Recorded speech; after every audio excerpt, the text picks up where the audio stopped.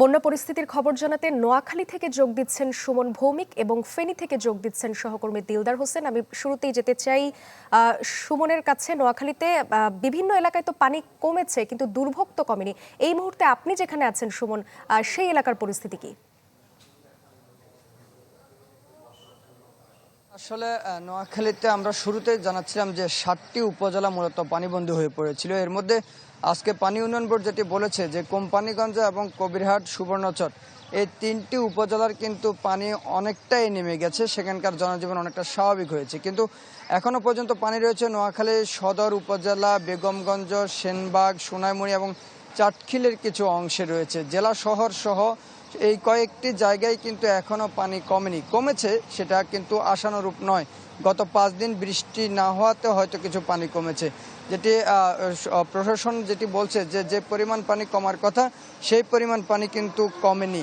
এখন যেটি রয়েছে মাত্র 22 সেন্টিমিটার পানি কমেছে গত 5 দিনে, যেটি বলছে তারা। এখানে আমরা সকালে জানাচ্ছিলাম যে নোয়াখালীতে আসলে প্রায় 5.3 মিটার পর্যন্ত পানির লেভেল তারা মেপেছে এবং তার মধ্যে বর্তমানে রয়েছে 5.03 মিটার।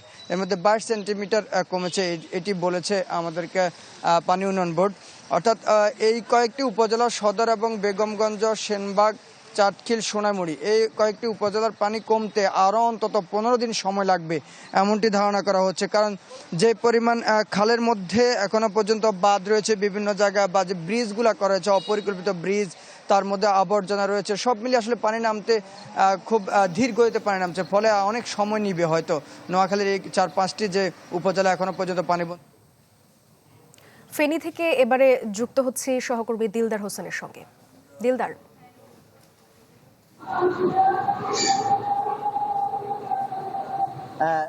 ফেনীর বন্যা পরিস্থিতি বলতে ফেনীর পানি নেমে গিয়েছে আরো গত 3 দিন হলো, কিন্তু এখন শুধু সবাই পরিষ্কার পরিচ্ছন্নতা কাজে ব্যস্ত রয়েছেন। পাশাপাশি ক্ষতিগ্রস্ত যে ঘর বাড়িগুলো রয়েছে সেগুলো মেরামতের কাজ করছেন বিভিন্ন লোকজন। কিন্তু এখন তারা তার চেয়ে বড় চিন্তিত রয়েছেন যে মুহুরী, কহুয়া, সিলোনিয়া বন্যা নিয়ন্ত্রণ বাঁধে এবার যে পরিমাণ পানি এসেছে, ওই বাঁধ যদি এখন এই মুহূর্তে মেরামত করা না হয় তাহলে সামনে যে বৃষ্টি বা কোনো হলে যে সমপরিমাণ পানি ডুবে যাবে। পাশাপাশি যোগ হয়েছে সোনাগাজী মুসাফর রেগুলেটর, যে মুসাফর রেগুলেটর যে পানি নিয়ন্ত্রণ করা হতো, কিন্তু এই যে রেগুলেটরটি ভেঙে যাওয়ার কারণে এখন পুরা ফেনীবাসী একটা আতঙ্কের মধ্যে রয়েছে বলে আমাদেরকে স্থানীয় এলাকাবাসী জানিয়েছেন। একদিকে ভারতের উজানে পানি, মুহুরী, কহুয়া ওই নদী, একদিকে মুসাফর রেগুলেটর, দুই দিক থেকেই এখন ফেনীর যে 6টি উপজেলা রয়েছে তারা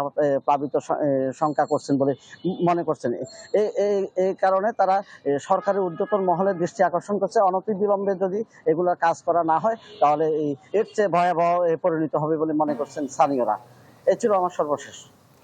দিলদার, ধন্যবাদ আপনাকে। বন্যার্তদের দুর্ভোগ নিয়ে জানতে সরাসরি যুক্ত ছিলাম ফেনী এবং তার আগে ছিলাম নোয়াখালীতে।